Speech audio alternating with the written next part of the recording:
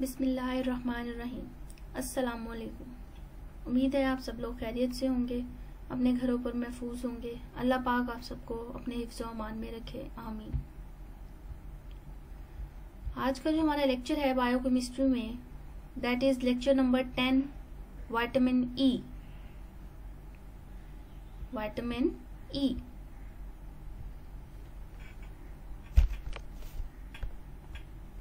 Vitamin D हमने last time study किया था, जिसमें हमने उसको बहुत अच्छा एक उसका प्यारा सा नाम था, सनशाइन विटामिन।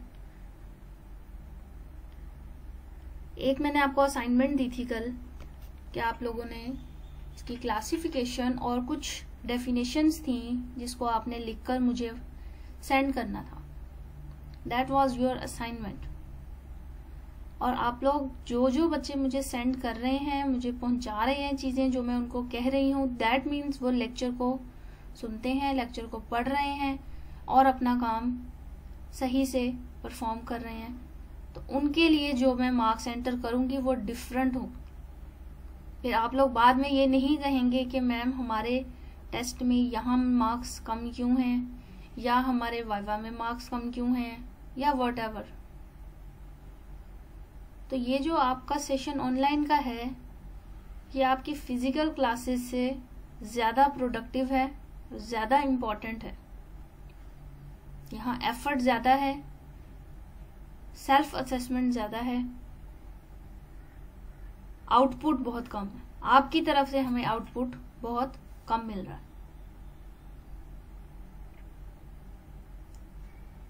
तो जो असाइनमेंट में दूं उसको कोशिश करें उसी डेट पर मुझे सेंड कर दें बनाकर। उसके बाद चेक नहीं करूंगी। That means you are absent that day. तो कुछ बच्चों ने असाइनमेंट मुझे सेंड की थी, उनके नाम मैंने नोट कर लिए हैं। मोहम्मद शोएब है, इसके अलावा आबिद जाफिर है, 3-4 स्टूडेंट्स और भी हैं जिन्होंने भेजे थे, मुबशिर हसन है। तो इन सब के नाम मैंने नोट डाउन किए हैं। कुछ की मिस्टेक्स थी वो मैंने उन्हें बताई हैं कि क्या मिस्टेक्स हैं, और उनको आप लोग स्पेलिंग लिखते हुए गौर किया करो। हो सकता है बाज़ औक़ात स्लाइड में भी स्पेलिंग की मिस्टेक हो, या आपके नोट्स में भी स्पेलिंग की मिस्टेक हो। तो इंटरनेट आपके पास है, नोट्स आपके पास हैं, आप किसी चीज से भी टैली कर सकते हैं। जब तक आप अपने लेक्चर को अपने नोट्स के साथ टैली नहीं करोगे, आपको डिफरेंस समझ में नहीं आएगा। तो अगला हमारा लेक्चर है आज का vitamin E, sources of vitamin E. यहाँ आप लोग देख सकते हो, ये सारे सोर्सेज हैं विटामिन ई के, कहाँ कहाँ से विटामिन ई हम ले सकते हैं।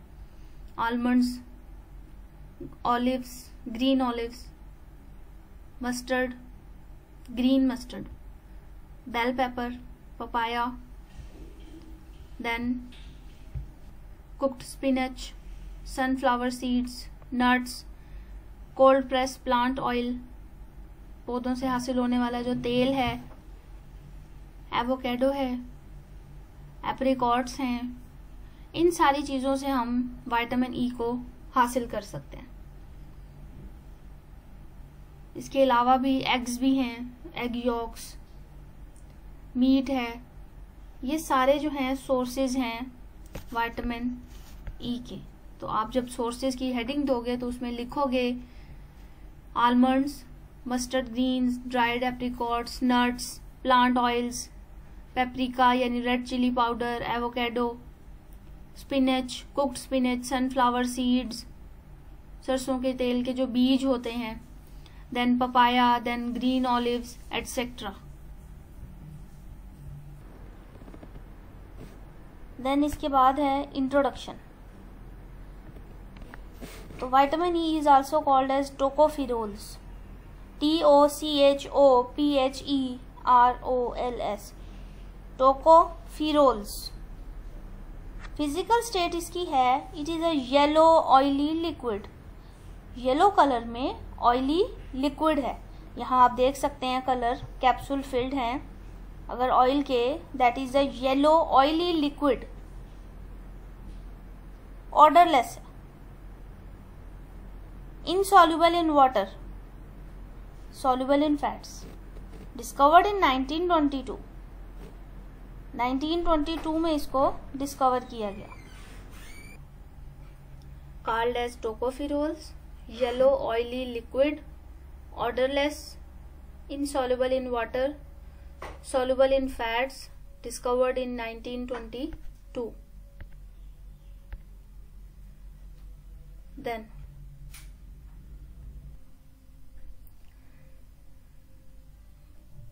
it is a group of 8 fat soluble compounds that have 4 tocopherols and 4 tocotrienols. 8 इसकी टोटल जो है सब क्लासेस एग्जिस्ट करती हैं विटामिन ई की, जिसमें से 4 को हम टोकोफिरोल्स बोलते हैं और 4 जो हैं उनको हम टोकोट्राइइनोल्स बोलते हैं. टोकोट्राइइनोल्स, ट्राई मीन 3 और इनोल्स का मतलब यहां पर हम लेंगे कि 3 बॉन्ड्स ऐड होंगे यहां पर आकर. 3 बॉन्ड्स आएंगे. ये स्ट्रक्चर है इसका. मॉलिक्यूलर फार्मूला है C50H C29H50O2. 2 ऑक्सीजन नजर आ रहे हैं, 1 and 2. कार्बन 29 काउंट करें. सबसे पहले आप ये देखें, ये जो यहां पर साइड चेन्स लगी हुई हैं, 1 2 3 4 5 6 7 8. Then 9 10 11 12 13 14 15 16 17 18 19 20 21 22 23 24 25 26 27 28 and this one is 29. Total 29 carbons. 50 hydrogens. 50 hydrogens ये आपने अब खुद देखना है कैसे 50 बनेंगे, और ये आपने ओपन स्ट्रक्चर ड्रा करके चेक करना है. तो 4 बॉन्ड कार्बन के आपने फिक्स करने हैं. Like this one is carbon 1 2 3 and this bonding is 4. इसी तरह 1 2 3 एंड दिस वन इज 4. ये मतलब इस पूरे रिंग में 3 बॉन्ड हैं और तीनों जगह पर हाइड्रोजन की जरूरत नहीं है. यहां पर 1 and 2 मीन्स 2 हाइड्रोजन और लगेंगे. यहाँ 1 2 3 and 4 कोई हाइड्रोजन नहीं है. तो अब 2 हाइड्रोजन यहाँ आ गए, फिर 1 2 3 4 2 यहाँ आ गए. मतलब यहाँ हर ब्रांच के साथ 2 हाइड्रोजन लगेंगे, लेकिन जहां पर एक्स्ट्रा है 3 बॉन्ड बने हुए हैं ऑलरेडी, वहां 1 हाइड्रोजन होगा. तो 2 3 4 5 6 7 8, यहाँ 1 होगा. 9 10 11 12 13 14 15 16 17 18 19 20 21 22 23 24 24 नहीं होंगे क्योंकि यहाँ 1 2 3 है. और दिस वन इज 24. अब ये जो हमारे साइड चेन्स में ये एक्स्ट्रा लगे हुए हैं methyl groups, in this mean CH3. तो यहाँ पर एक कार्बन है तो इसके साथ 3 हाइड्रोजन है बैलेंस करने के लिए. तो 1 2 3 4 5 6 7 and 8. टोटल 8 इसके अंदर आप देख सकते हो मौजूद हैं.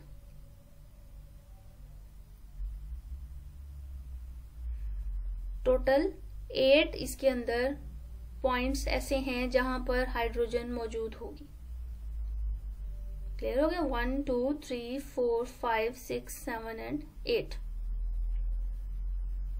तो इन 8 में 3 हाइड्रोजन हैं, तो 8 3s are 24. 24, तो 24 and then the remaining one, total ये हमारे पास 50 हाइड्रोजन्स होने चाहिए। ये आप लोग देखेंगे कि हर कार्बन के साथ बॉन्डिंग करके कि ये 50 हाइड्रोजन्स बनते हैं या नहीं बनते। तो ये टोटल आपके पास आप जब देखेंगे तो ये आपके 50 हाइड्रोजन्स, 29 कार्बन एंड 2 ऑक्सीजन, ये क्लियर आपका स्ट्रक्चर बनेगा। Now naturally occurring vitamin E exist in 8 chemical forms, जिसमें से alpha, beta, gamma and delta tocopherols, alpha, beta, gamma and delta टोकोफिरोल्स।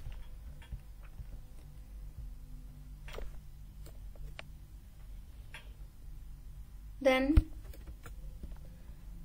alpha, beta, gamma and delta tocotrienols that have varying levels of biological activity. इनकी biological activity different होती है। यहाँ पर 1, 2 and 3 3 bonds आकर यहाँ पर लग जाएंगे और यहाँ से ये जो मिथाइल ग्रुप्स हैं ये चेंज हो जाएंगे फिर, और हमारा स्ट्रक्चर जो है वो चेंज हो जाएगा, वो बन जाएगा ट्राईइनोल, जब 3 बॉन्ड्स आकर यहां अटैच होंगे। बट अल्फा टोकोफिरोल जो हमने स्टडी किया है, that one is most active form. वो फॉर्म जिसकी ह्यूमन बॉडी को जरूरत है वो है अल्फा टोकोफिरोल। बाकी सारी ह्यूमन बॉडी को जरूरत नहीं है। There could be a synthetic form जिनको हम जरूरत के मुताबिक बनाएंगे जहां उसकी जरूरत होगी। हम अल्फा टोकोफिरोल्स को स्टडी कर रहे हैं बिकॉज हम बायोकेमिस्ट्री को स्टडी कर रहे हैं और लिविंग बीइंग्स के अंदर हमें अल्फा की जरूरत है just. Now role of vitamin A, it prevent the oxidation of unsaturated fats. It prevent the oxidation of unsaturated fats. Now what are saturated, what are unsaturated, ये आप लोग बड़ी डिटेल से पढ़ चुके हो फार्माकोग्नोजी में with examples. Its deficiency causes the abnormality in structure. Its deficiency causes the abnormality in structure and function of mitochondria and cell membrane. जो माइटोकॉन्ड्रिया है और जो सेल मेम्ब्रेन है उसके अंदर एबनॉर्मेलिटी आ जाएगी, उसके स्ट्रक्चर में, उसके फंक्शन में, उसके काम में एबनॉर्मेलिटी आएगी अगर विटामिन ए कम होगा। It prevent the abortion, menses disorder and lactation. Abortion से बचाएगा, मिसकैरेजेस से बचाएगा। Then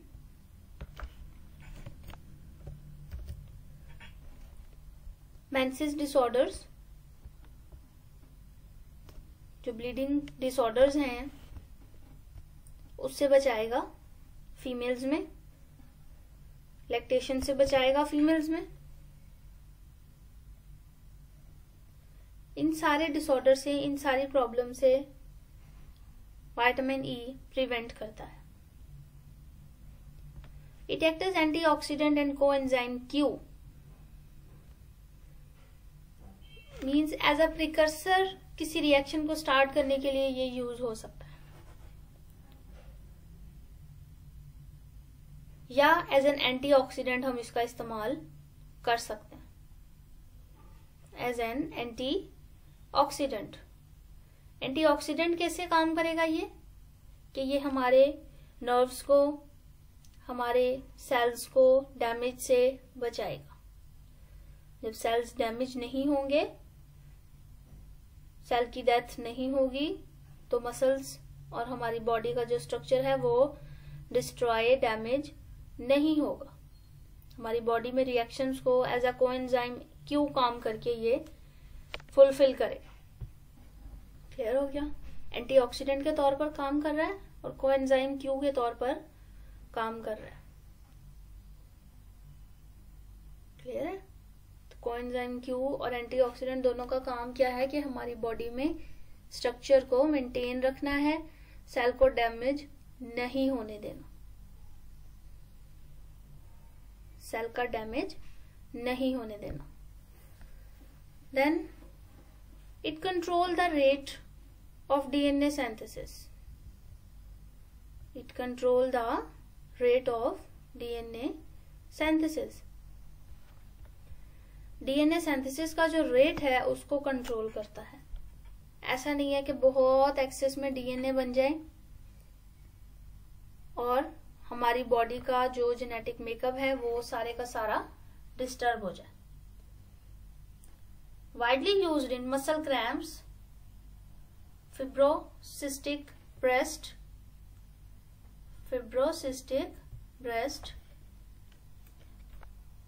and arthrosclerosis. Muscle cramps,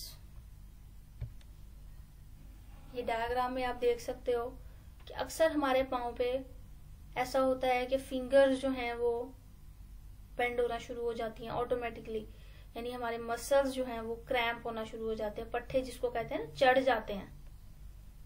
या अक्सर हमारी टांग में लोअर साइड में ये वाले जो मसल्स हैं ये पुल होना शुरू हो जाते हैं, ये मसल पुल होते हैं।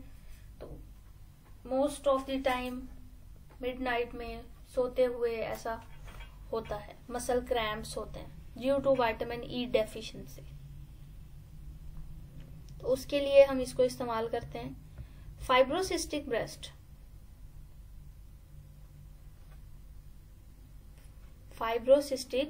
ब्रेस्ट, फीमेल्स में फाइबर फॉर्मेशन हो जाती है, रोप लाइक। कुछ ड्यूरेशंस में ड्यूरिंग मेंसेस और लैक्टेशन ये प्रॉब्लम अराइज होती है।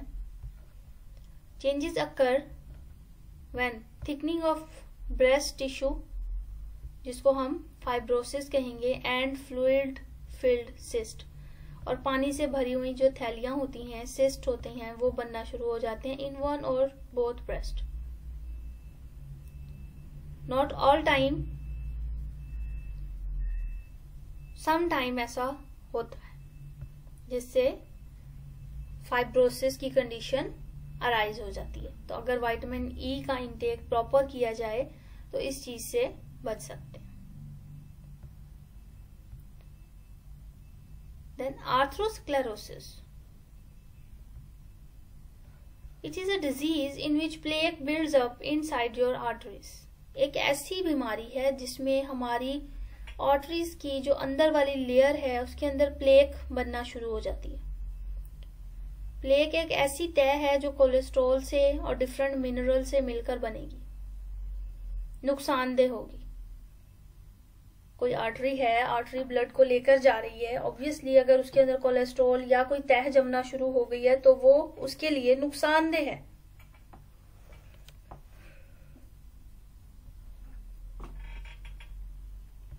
Plaque is made up of fat, cholesterol, calcium and other substances found in blood. Over time, plaque hardens and narrows your artery. कुछ टाइम बाद plaque hard हो जाएगी और आर्टरी को नैरो कर देगी, कम कर देगी साइज को। This limits the flow of oxygen-rich blood to your organs. तो हमारे organs तक oxygen-rich blood नहीं पहुंचेगा और हमारी बॉडी के दूसरे हिस्सों तक। This is called atherosclerosis, like this one.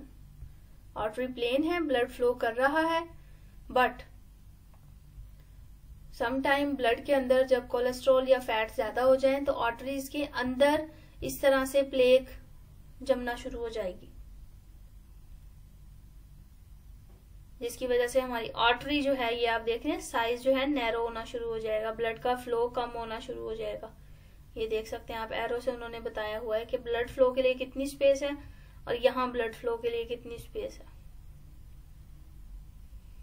तो दिस कंडीशन में be prevented by using vitamin E, जो कि इस फैट को, हमने पहला पॉइंट ही यही डिस्कस किया था कि it works on unsaturated fats. यानी कि उसके फ्री रेडिकल्स ये नहीं बनने देता। Then act as anticoagulant, यानी इनहिबिट करता है प्लेटलेट्स की एग्रीगेशन को और एंटागोनाइज करता है विटामिन के डिपेंडेंट क्लॉटिंग फैक्टर को। जब क्लॉटिंग फैक्टर एंटागोनाइज हो जाएगा जो विटामिन के पे डिपेंडेंट था, तो प्लेटलेट्स एग्रीगेट नहीं करेंगे। क्लियर हो गया? देन कुछ है इसके डेफिशिएंसी सिम्टम्स। डेफिशिएंसी सिम्टम्स कि अगर इसकी कमी हो जाए तो क्या होगा। ये कुछ जनरल से हैं, जिसमें स्टमक प्रॉब्लम है, हेयर लॉस है, वॉकिंग डिफिकल्टी है, मसल वीकनेस है, डिक्रीज्ड सेक्स ड्राइव है, विजन लॉस है, और जो हमारे पास नोट्स के अंदर मेंशन है दैट आर एडिमा, स्वेलिंग हो जाएगी इन्फेंट्स में, हाथ पांव सूजे हुए होंगे, muscles dystrophy, muscles proper shape में मौजूद नहीं होंगे अगर विटामिन ई पूरा हमारी बॉडी में इनफ ना हो। हीमोलाइसिस, आरबीसीज जो हैं वो रप्चर हो जाएंगे, टूट जाएंगे। आरबीसीज रप्चर हो जाएंगे, टूटना शुरू हो जाएंगे। तो हीमोलाइसिस में आपने पढ़ा भी हुआ है, rupture of RBCs. Then reproduction failure, reproduction कम हो जाएगी उसकी, यानी कि जनरेशन आगे नहीं बढ़ा सकेगा, वो फर्टिलिटी उसकी कम हो जाएगी, फेल हो जाएगा वो इस चीज में, रिप्रोडक्शन फेलियर, इनफर्टाइल हो जाएगा। Liver necrosis, liver necrosis, necrosis means लफ्ज आपने सुना हुआ है कि लिवर नेक्रोसिस क्या होती है। तो necrosis mean cell death, necrosis mean cell death. जो सिर्फ नेक्रोसिस अगर हम ले दैट मीन सेल डेथ। यहाँ लिवर नेक्रोसिस है दैट मीन लिवर्स के सेल की डेथ होगी। ग्रोथ रिटार्डेशन, ग्रोथ कम हो जाएगी, ऑर्गन्स की मसल्स की ग्रोथ रिटार्ड हो जाएगी, कम होना। इनलार्जमेंट ऑफ हार्ट, हार्ट बढ़ जाएगा, हार्ट को ऑक्सीजन नहीं मिल रही, प्रॉपर ऑक्सीजन पंप नहीं हो रही, प्लेक बन गई है आर्टरीज में, ऑक्सीजन रिच ब्लड नहीं पहुंचता, तो हमारा हार्ट जो है वो साइज में बड़ा हो जाएगा। नोजिया फील होगा, एंजाइना पेन होगी यानी हार्ट की पेन होगी, इनफर्टिलिटी होगी मीन्स मेल और female disorders, then loss of appetite होगी यानी भूख नहीं लगेगी। डोज है इसकी 20 to 30 international units per day, 20 to 30 international units per day.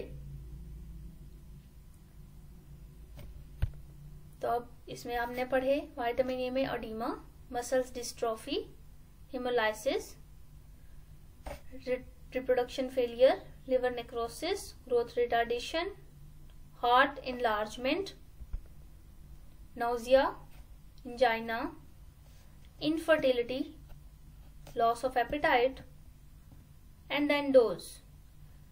हम जो अपना नेक्स्ट लेक्चर स्टार्ट करेंगे वो हमारा लेक्चर स्टार्ट होगा फ्रॉम दिस डेफिशिएंसी सिम्टम्स से, जिसमें मैं आपको इनकी पिक्चर्स दिखाऊंगी कि एडिमा में किस तरह होता है। इन्फेंट्स कहते हैं शीरख्वार बच्चे जो होते हैं, मंथ्स के जो होते हैं, महीनों में जो होते हैं। मसल्स किस तरह डिस्ट्रॉफी होती है उनकी, हीमोलाइसिस कैसे हो रहा है, लिवर नेक्रोसिस कैसे हो रहा है। ठीक है, तो ये चीजें मैं आपको कल जो हमारा नेक्स्ट लेक्चर होगा हम यहीं से अपना लेक्चर स्टार्ट करेंगे, क्योंकि अभी अगर इस लेक्चर को हम लेकर चलें तो वो थोड़ा लेंथी हो जाएगा। तो ये आपको आज का लेक्चर उम्मीद है समझ आया होगा। कोई चीज कोई पॉइंट समझ ना आए आप लोग पूछ सकते हैं, कुछ ऐड किया है कुछ डिलीट किया है आप लोग क्वेश्चन कर सकते हैं, मैडम ये नोट्स में है या आपने नहीं ऐड करवाया।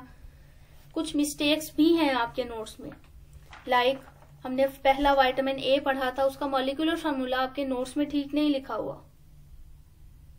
हमने क्लासिफिकेशन की थी, तो क्लासिफिकेशन ऑफ थर्मोलेबाइल विटामिन आपके नोट्स में ठीक नहीं लिखी हुई। तो कुछ चीजें हैं जो आपको टैली किए बगैर समझ में नहीं आएंगी। जब आप पेपर की तैयारी करोगे, ये मुझे यकीन है कि आप में से कोई अपने लेक्चर रजिस्टर को उठाने की जहमत नहीं करेगा, वो इन्हीं नोट्स में से तैयार करेगा।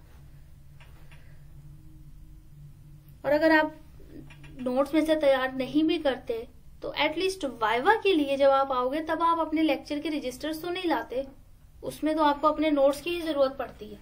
तो इसीलिए आपको कहती हूँ बार बार कि अपने लेक्चर्स को नोट्स के साथ टैली जरूर करें। कोई डेफिनेशन ऐड हुई है, कुछ ऐड हुआ है, अपने नोट्स के ऊपर उसको लाजमी नोट डाउन करें।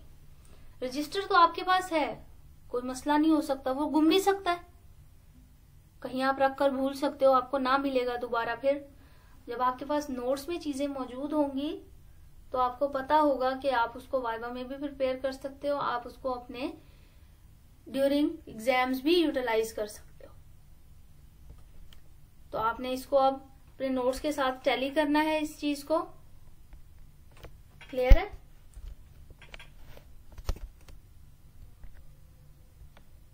कोई मसला, कोई क्वेश्चन हो आप लोग पूछ सकते हैं। तो आज हमारा है वेडनेसडे, कल थर्सडे है, तो कल आपका टेस्ट होगा। ऑब्वियसली चैप्टर हमारा लास्ट टाइम जो एंड हुआ था प्रोटीन्स का, हमने टेस्ट ले लिया था, लेकिन हमने अभी डीएनए वाले चैप्टर का टेस्ट नहीं लिया था। तो कल आपका डीएनए वाले का ही टेस्ट होगा। पहले भी ये बात मैंने आपको बताई हुई है कि हर थर्सडे को ही आपका टेस्ट होगा। 3 बजे टेस्ट लूंगी और 3 से 4 के बाद जो आएगा उसका टेस्ट मैं नहीं लूंगी। क्लियर होगी बात? जैसे टेस्ट बोला है वैसे ही आपने उसको परफॉर्म करना है। और कोशिश करेंगे कि आप लोग मुझे टेस्ट करके एक बार उनका स्क्रीनशॉट भेज दें, ताकि मैं आपकी अटेंडेंस और मार्क्स दोनों चीजें एंटर कर सकूं। क्लियर हो गया? और फर्दर इस टेस्ट को हमने कैसे लेकर चलना है। अटेंडेंस में आपकी मार्क को ही करती हूं जो आप लोग जो बच्चे इस टेस्ट को रीड कर लेते हैं 3 to 4 के दरमियान मैं उनके अटेंडेंस मार्क कर देती हूँ। कुछ बच्चों की अटेंडेंस मैंने बाद में लगाई है सैटरडे को उनका दोबारा टेस्ट लेकर, लेकिन इस बार ऐसा नहीं होगा। वही बच्चे टेस्ट में प्रेजेंट होंगे जिनकी मैं व्हाट्सएप से चेक करूंगी कि जिन्होंने ये टेस्ट मेरा रिसीव किया है। मार्क्स किस तरह लगाएंगे वो फिर हम जब फिजिकल क्लासेस स्टार्ट होंगी तब मैं आपको बता दूंगी किस तरह से मैंने मार्क्स को एडजस्ट किया है। Okay, thank you so much. Allah Hafiz.